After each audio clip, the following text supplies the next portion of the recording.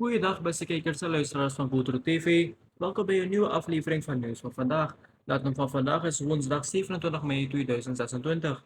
Mijn naam is Ayush Gurdial, uw verslaggever voor vandaag. Pets Gayadin haalt uit naar ondernemer Pox Gajaraj na uitspraken over Brunswijk.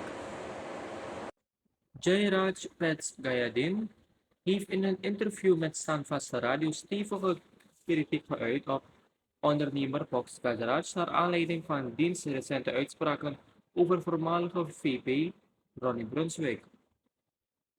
Tijdens het gesprek trok Gayadin openlijk de geloofwaardigheid van de ondernemer in twijfel en beschuldigde hij hem van misleiding. Volgens Pets gaat hij Gajaraj in de aanloop naar de verkiezingen van 2020 zelf geïntroduceerd bij toenmalig presidentskandidaat Chan Santokhi.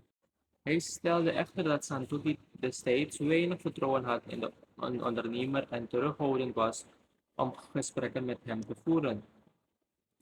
Gayadin ging ook in de verhalen over een vermeend investeringsproject van ongeveer 3,5 miljard euro voor Suriname. Ryan Abrahams. Geen terugtrekking uit TAS-traject, wel vragen voor benoemingsproces. Ryan Abrahams stelt dat zijn mogelijke benoeming tot president-commissaris bij de Telecommunicatieautoriteit Suriname niet is afgeketst doordat hij zou zich hebben teruggetrokken, maar mogelijk verband houdt met de aanstelling van zijn vader, Ramon Abrahams, als adviseur op het kabinet van de president. Dat verklaarde hij in een reactie tegenover ABC, naar aanleiding van de discussie over de invulling van de functie. De kwestie kwam naar voren nadat minister Raymond Anveld van Transport, Communicatie en Toerisme aangaf dat Abraham zich uit het traject zou hebben teruggetrokken. Jogi vraagt opheldering over aankoop WK-uitzendrechten door regering.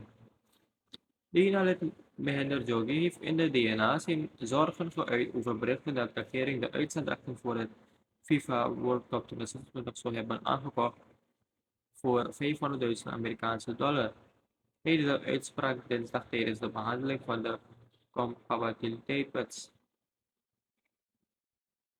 Volgens Jogi baart hem het zorgen dat de begroting voor 2026 nog niet is gehandeld en goedgekeurd, terwijl de regering volgens hem al uitgaven doet.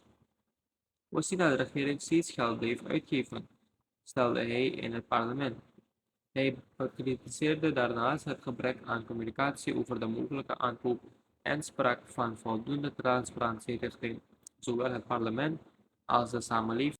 Ruzie over bromfiets eindigt in steekincident tussen broers in Latour. Een conflict tussen twee broers over de verkoop van een bromfiets is aan de Gariweg in Latour uitgelopen op een steekincident. Daarbij raakte de jonge broer gewond en is de oudere broer door de politie aangehouden en in verzekering gesteld. De politie van bureau Latour hield de 18-jarige verdachte AG aan nadat hij zijn jonge broer tijdens de ruzie met een scherp voorwerp in de rug zou hebben gestoken. Uit het voorlopige politieonderzoek blijkt dat het conflict ontstond na oneenigheid over de verkoop van een bromfiets. De situatie escaleerde toen de jonge broer zijn oudere broer meerdere klappen in het gezicht zou hebben gegeven. Daarop zou AG het scherp voorwerp hebben gepakt en zijn broer hebben verwond. Training validatieproject 2026 officieel van start bij het Directoraat Burgerzaken. Minister Marinus B. heeft maandag 25 mei 2026 het training validatieproject 2026 officieel gelanceerd. De start van het project vond plaats bij het Directoraat Burgerzaken aan de Papenamenstraat. Het project is gericht op het verbeteren en moderniseren van de dienstverlening van het Bureau voor Burgerzaken. De nadruk ligt daarbij op het controleren en actualiseren van persoonsgegevens uit de centrale bevolkingsadministratie aan de hand van geboorteregisters. Volgens het ministerie van Binnenlandse Zaken is een nauwkeurige en betrouwbare burgerregistratie van groot belang voor een efficiënte en rechtmatige dienstverlening aan de samenleving. Door persoonsgegevens beter te valideren en bij te werken, moet de kwaliteit van de bevolkingsadministratie verder moeten verhogen. Minister Bouva bespreekt laatste voorbereidingen staatsbezoek Simons aan Brazilië. President Jennifer Simons brengt op 28 en 29 mei 2026 een officieel bezoek aan de Federatieve Republiek Brazilië. In aanloop naar het bezoek heeft Melvin Bouva dinsdag 26 mei 2026 in het Palácio de Itamaraty in Brazilië overleg gevoerd met zijn Braziliaanse ambtsgenoot Mauro Vieira.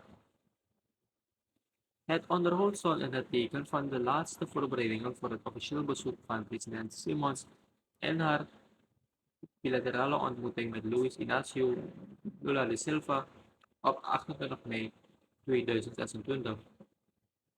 De ontmoeting tussen beide ministers bouwt voort op het werkoverleg van 2 februari 2026 in Brazilië. Tijdens dat overleg werden verschillende bilaterale samenwerkingsprogramma's en projecten besproken als voorbereidingen op de ontmoeting tussen de twee staatshoofden.